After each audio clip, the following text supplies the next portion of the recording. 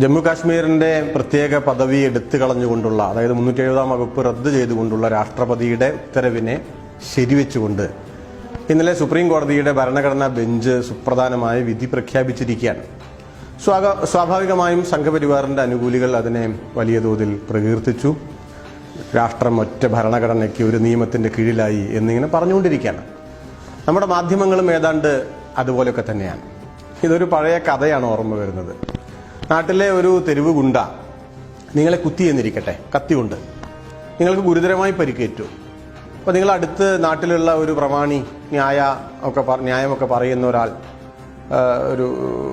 ഒരു മധ്യസ്ഥൻ, അദ്ദേഹത്തിൻ്റെ അടുത്ത് ഈ കേസുമായി ചെല്ലാണ്.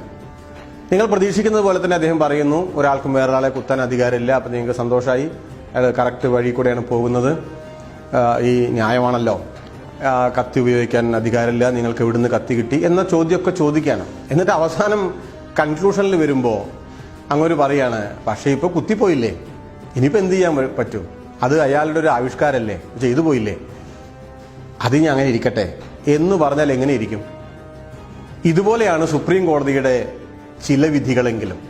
അയോധ്യ കേസിൽ നമ്മളത് കണ്ടതാണ്. സമാനമായ വലിയ പൊരുത്തക്കേടുകളുള്ള അവസാന വാചകത്തിൽ മാത്രം, അല്ലെങ്കിൽ വാചകങ്ങളിൽ മാത്രം സംഘപരിവാറിനെ പിന്തുണയ്ക്കുന്ന, എന്നാൽ ആ വാചകത്തോടുകൂടി ദൂരവ്യാപകമായ പ്രത്യാഘാതങ്ങൾ ഉണ്ടാക്കാൻ കഴിയുന്ന ഒരു വിധിയാണ്. യഥാർത്ഥത്തിൽ 370 വകുപ്പ്, നെഹ്റു ആണ് പാവം തെറി കേട്ടുകൊണ്ടിരിക്കുകയാണ്.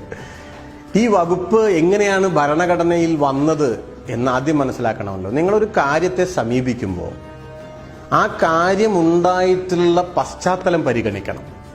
എങ്ങനെയാണ് 370 വകുപ്പ് വന്നത്? ഇന്ത്യയുടെ ഭരണഘടനാ നിർമ്മാണ സഭ അംഗീകരിച്ചതാണ്. ഭരണഘടനാ നിർമ്മാണ സഭ 1946 ഡിസംബർ 6 മുതൽ 49 നവംബർ 26 വരെ കഷ്ടി 3 കൊല്ലം നിലനിന്നതാണ്. ഈ സമയത്ത് കാശ്മീർ എവിടെയാണ്? കാശ്മീരിന്റെ പ്രതിനിധികൾ ഈ സഭയിലുണ്ടോ എന്ന് ചോദിച്ചാൽ 47-ൽ സ്വാതന്ത്ര്യം വാങ്ങിക്കുമ്പോൾ കാശ്മീർ ഇന്ത്യയിലില്ല. അതുകൊണ്ട് 46-ൽ ആരംഭിച്ച ഭരണഘടനാ നിർമ്മാണ സഭയിലേക്ക് കാശ്മീരിന്റെ പ്രതിനിധികളെ ക്ഷണിച്ചില്ല, തെരഞ്ഞെടുത്തില്ല. എന്തായിരുന്നു കാശ്മീരിന്റെ അവസ്ഥ? കാശ്മീരിലെ ജനങ്ങൾ ഭൂരിപക്ഷവും മുസ്ലിങ്ങളായിരുന്നു. പക്ഷെ അവിടുത്തെ രാജാവ് ഹിന്ദുവായിരുന്നു, ഹരിസിംഗ്. അദ്ദേഹത്തിന്റെ അഭിപ്രായം എന്തായിരുന്നു? അദ്ദേഹത്തിന്റെ മുത്തച്ഛൻ ബ്രിട്ടീഷുകാരിൽ നിന്ന് പണം കൊടുത്ത് വാങ്ങിയതാണ് കാശ്മീർ. അതിനെ ഒന്നും ഒരു മൂന്നാം കക്ഷിക്ക് കൊടുക്കില്ല. മൂന്നാം കക്ഷി ഇന്ത്യ ഗവൺമെന്റാണ്, കൊടുക്കില്ല. അത് സ്വതന്ത്ര രാജ്യമായി എൻ്റെ കൈപ്പിടിയിൽ ഞാൻ നിർത്തും, അതൊരു ഹിന്ദു രാഷ്ട്രമായിരിക്കും, അതായിരുന്നു അദ്ദേഹത്തിന്റെ താല്പര്യം. അതിനെ അന്നത്തെ ഇന്ത്യയിലെ ഹിന്ദുത്വവാദികൾ സർവാത്മന പിന്തുണച്ചതാണ്. കാരണം ഇന്ത്യ ഒരു സെക്യുലർ സ്റ്റേറ്റ് ആവുകയാണ്, പാകിസ്ഥാൻ അപ്പുറത്തുണ്ടാവും പോവുകയാണ്. അപ്പൊ ഇവരങ്ങനെ നിൽക്കട്ടെ, ഒരു സ്വതന്ത്ര ഹിന്ദു രാഷ്ട്രമായി, തങ്ങളുടെ ഒരു ഐഡിയൽ രാഷ്ട്രമായിട്ട് നിൽക്കട്ടെ എന്നൊരു ധാരണയാണ് അവർക്കുണ്ടായിരുന്നത്. അവരതിനെ അനുകൂലിച്ചു. അതുകൊണ്ട് 47 ആഗസ്റ്റ് 15 കാശ്മീർ ഇന്ത്യയിലില്ല. ഇത് നല്ലതുപോലെ മനസ്സിലാക്കണം. പിന്നീട് അദ്ദേഹം പാകിസ്ഥാനിൽ ചേരാൻ തീരുമാനിച്ചു. ഇതൊക്കെ ഹരിസിംഗിന്റെ തീരുമാനമാണ്. ജിന്ന ഒരു ബ്ലാങ്ക് പേപ്പറിൽ ഒപ്പിട്ട് കൊടുത്തു, നിങ്ങൾക്ക് വേണ്ടത് എഴുതി ചേർക്കാം. പിന്നെ പ്രത്യേകമായ ഒരു സാഹചര്യത്തിൽ അവിടെ പഠാൻകാരുടെ ആക്രമണമൊക്കെ ഉണ്ടായപ്പോഴാണ് നിവൃത്തികേടുകൊണ്ട് ഹരിസിംഗ് ഇന്ത്യയിൽ ചേരാൻ തീരുമാനിക്കുന്നത്. ആ സമയത്ത് കാശ്മീരിലെ ജനങ്ങൾ നാഷണൽ കോൺഫറൻസിന്റെ നേതൃത്വത്തിൽ, ഷെയ്ഖ് അബ്ദുള്ളയുടെയൊക്കെ നേതൃത്വത്തിൽ ഇന്ത്യയിൽ ചേരുന്നതിന് വേണ്ടിയുള്ള വലിയ പ്രക്ഷോഭങ്ങൾ നടത്തിക്കൊണ്ടിരിക്കുകയായിരുന്നു. നിവൃത്തിയില്ലാണ്ട് അദ്ദേഹം സമ്മതിച്ചതാണ്. 1947 ഒക്ടോബർ 26-നാണ് ഇന്ത്യയുമായി ലയിക്കാനുള്ള കരാറിൽ അദ്ദേഹം ഒപ്പുവെക്കുന്നത് ഹരിസിംഗ്.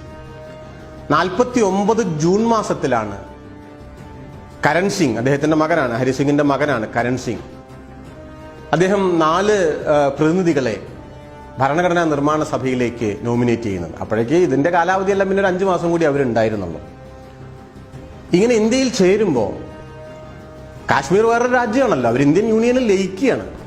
അപ്പൊ കാശ്മീരിന് വേറെ ഒരു ഭരണഘടനാ നിർമ്മാണ സഭയുണ്ട്. ആ സഭ എങ്ങനെ വന്നതാണ്? കാശ്മീരിലെ ജനങ്ങൾ, 18 വയസ്സിന് മുകളിൽ വോട്ടവകാശമുള്ള ജനങ്ങൾ വോട്ട് ചെയ്ത് തെരഞ്ഞെടുത്ത ഭരണഘടനാ നിർമ്മാണ സഭയാണ്. യഥാർത്ഥത്തിൽ ഇന്ത്യയുടെ ഭരണഘടനാ നിർമ്മാണ സഭയെ ജനങ്ങൾ തെരഞ്ഞെടുത്തതല്ല, അത് നോമിനേറ്റഡാണ്. ഈ നാട്ടുരാജ്യങ്ങളുടെ എല്ലാം പ്രതിനിധികളുണ്ട്. അതിൻ്റെ ഒരു കുറവ് അതിലെ പല തീരുമാനങ്ങളിലും നമുക്ക് കാണാൻ സാധിക്കും. ആ ഒരു ഫ്യൂഡൽ രാജവാഴ്ചയുടെ താല്പര്യങ്ങൾ പലപ്പോഴും അവർ ഉയർത്തിപ്പിടിക്കുന്നുണ്ട്. അതിനെല്ലാം മറികടന്നുകൊണ്ടാണ് ഈ ഭരണഘടന ഉണ്ടായത് കേട്ടോ. ആ ഒരു കുറവ് പോലും കാശ്മീരിലെ ഭരണഘടനാ നിർമ്മാണ സഭയ്ക്കില്ല. അത് ജനങ്ങൾ തെരഞ്ഞെടുത്തതാണ്. അവർക്കൊരു ഭരണഘടനയുണ്ട്. ആ ഭരണഘടനയുടെ 3-ാം അനുച്ഛേദത്തിൽ അവർ പറയുന്നൊരു കാര്യമുണ്ട്. എന്താണ്? കാശ്മീർ ഇന്ത്യയുടെ അവിഭാജ്യ ഘടകമാണ്. അതുകൊണ്ട് ആ ജാതി തള്ളൊന്നുമായി നരേന്ദ്രമോദിയും അമിത്ഷായും ഒന്നും വരണ്ട കേട്ടോ. നിങ്ങളൊന്നുമല്ല അത് പറഞ്ഞിട്ടുള്ളത്, കാശ്മീരികളാണ് പറഞ്ഞിട്ടുള്ളത്. ഹരിസിംഗിനെ എല്ലാം തള്ളി, അന്നത്തെ ഹിന്ദുത്വവാദികളുടെ ആഗ്രഹങ്ങളെ തള്ളി കാശ്മീരിലെ ഭൂരിപക്ഷ ജനത മുസ്ലിങ്ങളാണ് പറഞ്ഞത് ഞങ്ങൾ ഇന്ത്യയുടെ ഭാഗമാണ്. 3-ാം ഷെഡ്യൂളിൽ പറയുകയാണേ, ഒന്നുകൂടി ചെയ്തു ഇവര്. എന്താണ്? ഈ ഷെഡ്യൂൾ ഒരിക്കലും ഭേദഗതി ചെയ്യാൻ പറ്റില്ല. നമുക്കറിയാമല്ലോ, ഭരണഘടന ഭേദഗതി ചെയ്യാം, പക്ഷെ ഈ ഷെഡ്യൂൾ ഭേദഗതി ചെയ്യാൻ പറ്റില്ല എന്നൊരു ക്ലോസും വെച്ചു.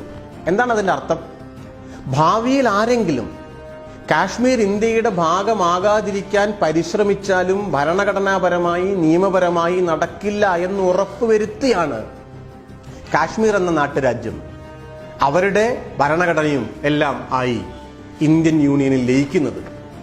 അത്തരമൊരു സന്ദർഭത്തിൽ കാശ്മീരും ഇന്ത്യൻ യൂണിയനും തമ്മിലുള്ള ലയനത്തെപ്പറ്റി ചർച്ച ചെയ്യുമ്പോൾ ഉണ്ടാകേണ്ട കാര്യങ്ങൾ എന്തൊക്കെയാണ്, നിയമങ്ങൾ എന്തൊക്കെയാണ് എന്നതിനെപ്പറ്റി തീരുമാനമുണ്ടാക്കാൻ ഒരു യോഗം വിളിച്ചു ചേർത്തത് സാക്ഷാൽ സർദാർ വല്ലഭായ് പട്ടേലാണ്. അദ്ദേഹം അന്ന് ഇന്ത്യയുടെ ആഭ്യന്തരമന്ത്രിയാണ്, മൗലികാവകാശങ്ങൾക്ക് വേണ്ടിയുള്ള ഭരണഘടനാ ഉപസമിതിയുടെ ചെയർമാനാണ്. അങ്ങനെ അദ്ദേഹത്തിന്റെ വസതിയിൽ 2 ദിവസം 49 മെയ് മാസത്തിലാണ് 15, 16 തീയതികളിൽ 2 ദിവസം യോഗം ചേർന്ന് 370-ാം വകുപ്പിന് രൂപം കൊടുക്കാൻ, ചില പ്രത്യേക അധികാരങ്ങൾ കൊടുത്ത് സ്വയംഭരണത്തിനുള്ള ചില സാധ്യതകൾ തുറന്നിട്ട്, കാരണം അത് വേറൊരു രാജ്യമല്ലേ. ആ വകുപ്പ് അങ്ങനെ വന്നപ്പോ ഇപ്പൊ നെഹ്റുവാണ്, ഞാൻ പറഞ്ഞല്ലോ, നെഹ്റുവാണ് തെറി കേട്ടുകൊണ്ടിരിക്കുന്നത്. നമ്മുടെ നാട്ടിലെ കോൺഗ്രസ്സുകാർക്ക് അതുകൊണ്ട് വിരോധമൊന്നുമില്ല, പോട്ടെ. യഥാർത്ഥത്തിൽ നെഹ്റു പറഞ്ഞത് നിങ്ങൾ അങ്ങനെയാണ് തീരുമാനിക്കുന്നതെങ്കിൽ ശരി, ഞാനത് അംഗീകരിക്കുന്നു. ഇതാണ് നെഹ്റുവിന്റെ വാചകം. ഗോപാലസ്വാമി അയ്യങ്കാരാണ് ഭരണഘടനാ നിർമ്മാണ സഭയിൽ ഈ 370-ാം വകുപ്പ് അവതരിപ്പിക്കുന്നത്. കാര്യമായ ചർച്ചയൊന്നും കൂടാതെ ഐകകണ്ഠേന അത് പാസ്സാവുകയാണ് ചെയ്തത്. ആ സഭയിൽ ഹിന്ദു മഹാസഭയുടെ അധ്യക്ഷൻ ശ്യാമപ്രസാദ് മുഖർജി ഉണ്ട്. അദ്ദേഹം പിന്നീട് നെഹ്റു മന്ത്രിസഭയിൽ, താൽക്കാലിക ഇടക്കാല മന്ത്രിസഭയിൽ മന്ത്രിയായിരുന്നു. അദ്ദേഹമുണ്ട്. നിരവധിയായിട്ടുള്ള ഹിന്ദുത്വ ആശയത്തിന്റെ ശക്തരായ വക്താക്കളുണ്ട്. അവരൊന്നും എതിർത്തിട്ടില്ല. അതിന്റെ കാരണം അന്നത്തെ രാഷ്ട്രീയ സാഹചര്യമാണ്. അപ്പൊ അതിൽ എടുത്തു പറഞ്ഞിട്ടുള്ള ഒരു കാര്യം എന്താ?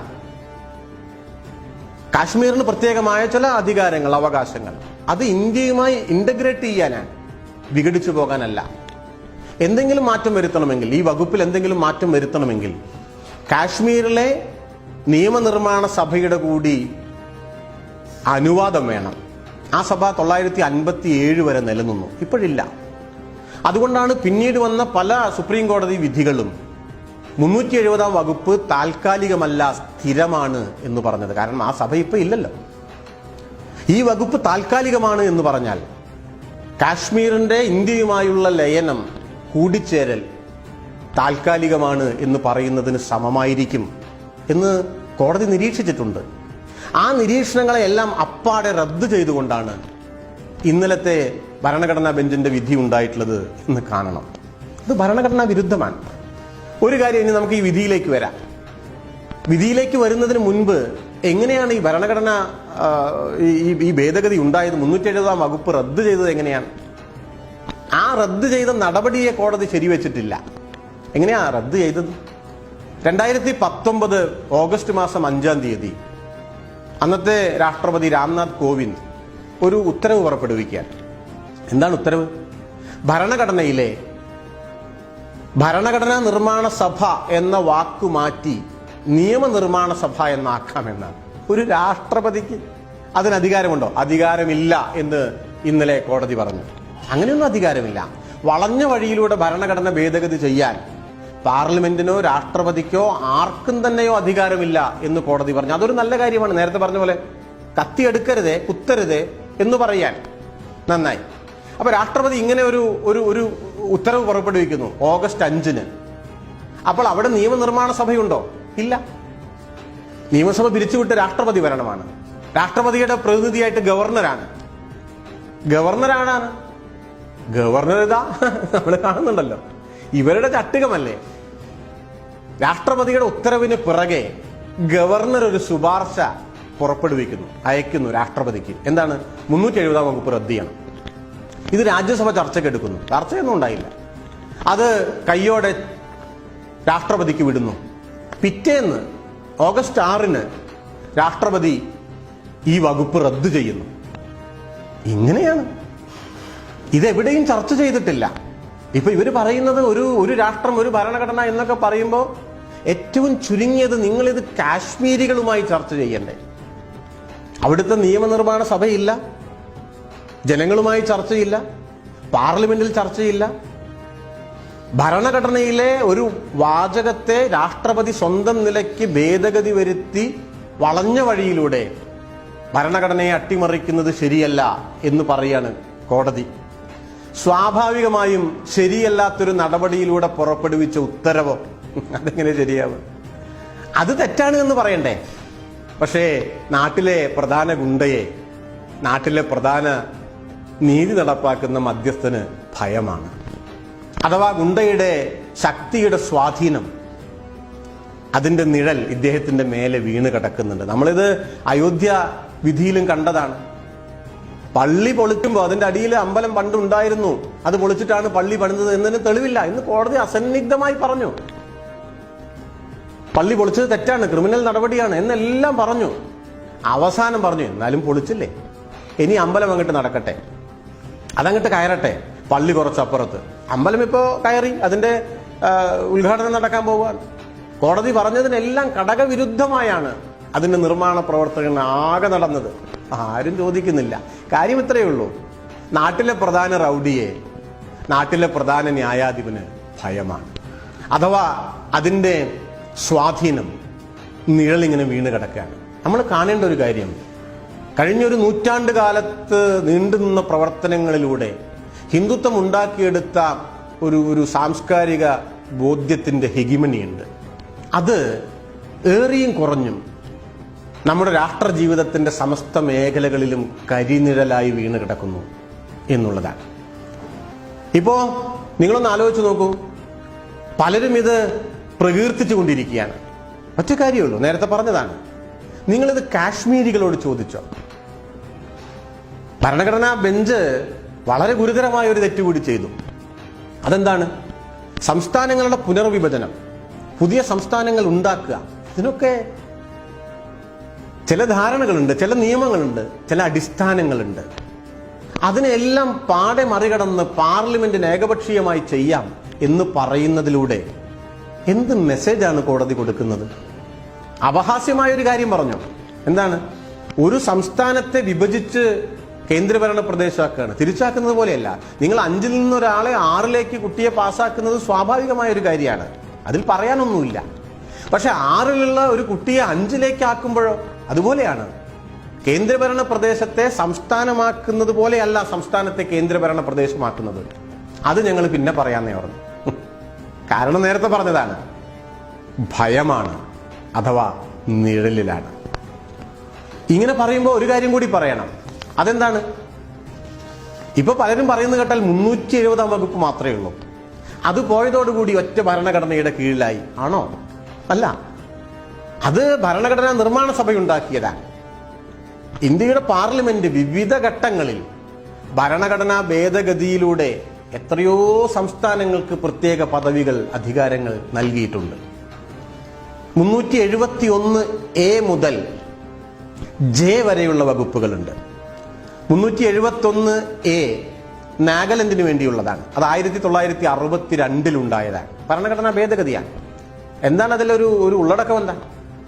നാഗാലാൻഡിലെ ജനങ്ങളുടെ, നാഗാ വിഭാഗമാണ്, അവരുടെ പ്രത്യേകമായ സാംസ്കാരികമായിട്ടുള്ള ധാരണകൾ, ബോധ്യങ്ങൾ, അതിനെ എന്തെങ്കിലും മാറ്റം വരുത്തുന്ന നിയമങ്ങൾ, അവരുടെ ക്രിമിനലും സിവിലുമായിട്ടുള്ള നിയമവ്യവഹാരങ്ങളുമായി ബന്ധപ്പെട്ട എന്തെങ്കിലും കാര്യങ്ങൾ, അവരുടെ വസ്തുവകകൾ വാങ്ങുക, വിൽക്കുക, വ്യവഹാരം നടത്തുന്നതുമായി ബന്ധപ്പെട്ട കാര്യങ്ങൾ, ഇതിലെന്തെങ്കിലും തീരുമാനം പാർലമെന്റ് എടുക്കുകയാണെങ്കിൽ, നിയമം നിർമ്മിക്കുകയാണെങ്കിൽ നാഗാലാൻഡ് നിയമസഭയുടെ കൂടി അംഗീകാരം വേണം. 371A റദ്ദ് ചെയ്യുമോ മോദി ഗവൺമെന്റ്? ആ നിയമം നിൽക്കുമ്പോൾ ഇന്ത്യ എന്താ ഇന്റഗ്രേറ്റഡ് ആവുന്നില്ലേ? ഇനി നോക്കൂ, 371G സമാനമായ കാര്യം മിസോറാമിന്, 371B അസാമിന് 1969 ഭേദഗതി, 371C മണിപ്പൂരിന് 971, 371D ആന്ധ്രാപ്രദേശിൽ 1973, അത് തെലങ്കാന സംസ്ഥാന രൂപീകരണവുമായി ബന്ധപ്പെട്ട സമയത്ത് വന്നിട്ടുള്ള ഒരു ഭേദഗതിയാണ്, പ്രത്യേക അധികാരങ്ങളാണ്.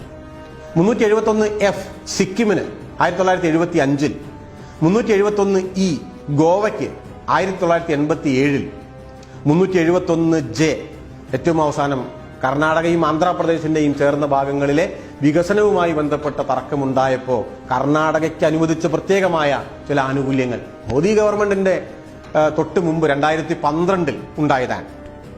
അതിനെ നിഷേധിക്കാൻ പറ്റുമോ? അതെല്ലാം ഉള്ളതുകൊണ്ട് ഇന്ത്യ ഒരു ഏകരാജ്യമായി നിൽക്കുന്നില്ല എന്ന് പറയാൻ പറ്റുമോ? ഇല്ല. പിന്നെ എന്തുകൊണ്ടാണ് 370 മാത്രമായ ഒരു കാര്യം? അതിനൊരു കാര്യമുണ്ട്. അതെന്താണ്?